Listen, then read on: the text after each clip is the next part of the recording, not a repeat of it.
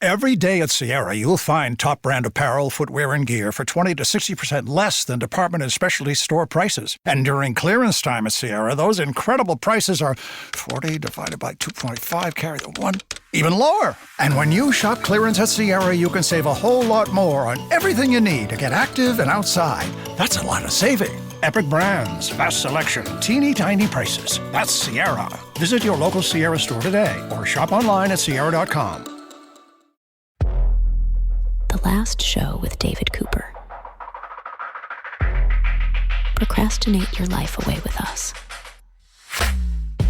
Every new year, we promise to hit the gym, eat better, sleep more. And if that's not your New Year's resolution, it's probably somebody close to you's resolution. But what if the best one isn't physical at all? This year, you ought to be training your social muscles, working on your social fitness for the new year. So I'm excited to discuss that with Recreation and Leisure Studies professor at the University of Waterloo, Troy Glover. Troy, what a pleasure it is to have you on the show. Thanks for having me, David.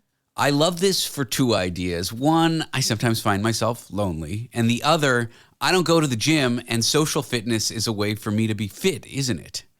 Yes, and you're not the only one who's lonely. I think we live in a society where increasingly we're recognizing that we're living through a crisis in loneliness and social isolation. So you're not alone in that regard.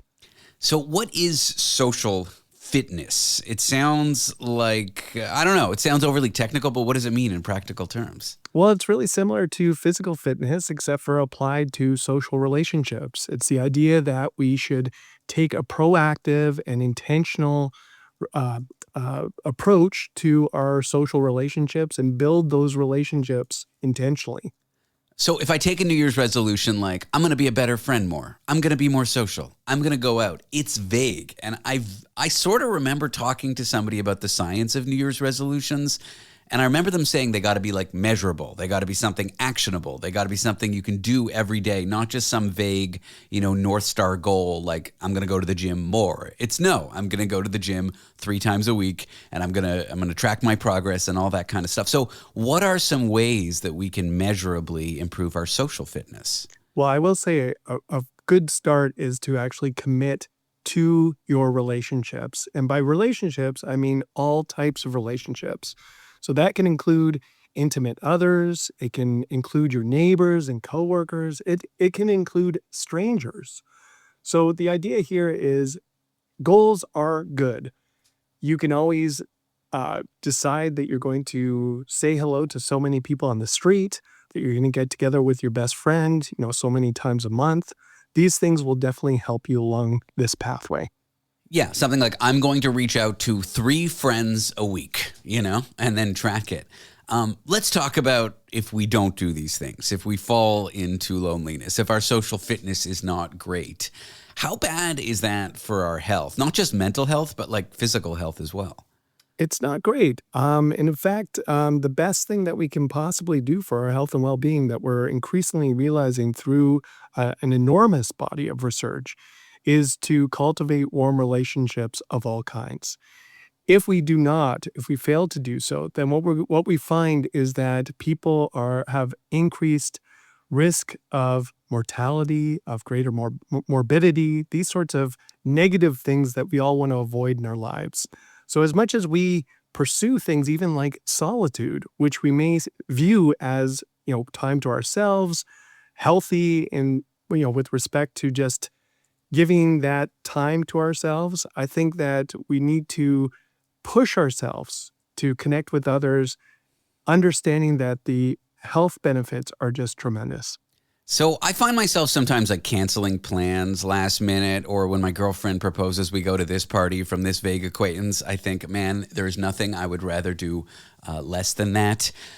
This JOMO, the joy of missing out. The comedian John Mulaney, I think in one of his routines says canceling plans on friends is like heroin. It can feel great. And on the surface, we can say it's for good reasons. Like, we want to get more rest. We want to set boundaries with people. We want to stay in and work on stuff.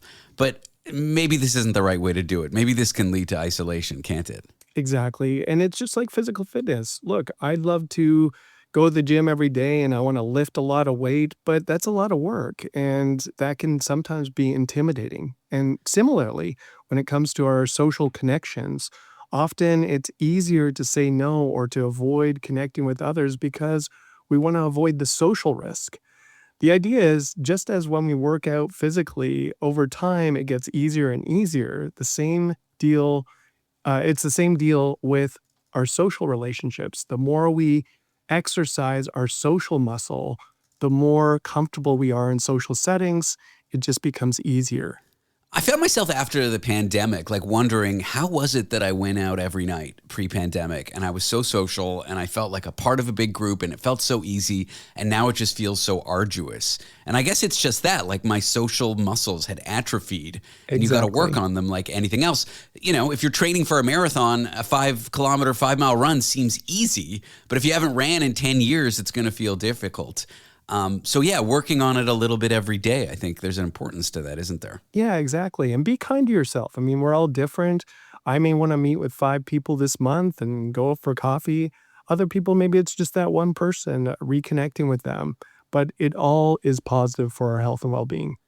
Now, for those where it's not just like, oh, I got to text a friend more, for those who feel a deep sense of shyness or social anxiety, where this is like more deeply rooted and it's not just, you know, oh, I don't feel like it today. What do you recommend to folks like that who do suffer from social anxiety?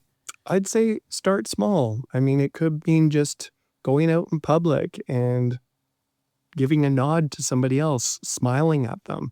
These sorts of cues may seem trivial, but they actually matter tremendously in terms of our feeling connected to something larger than ourselves.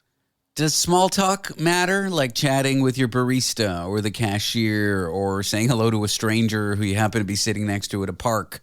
Do these little things matter?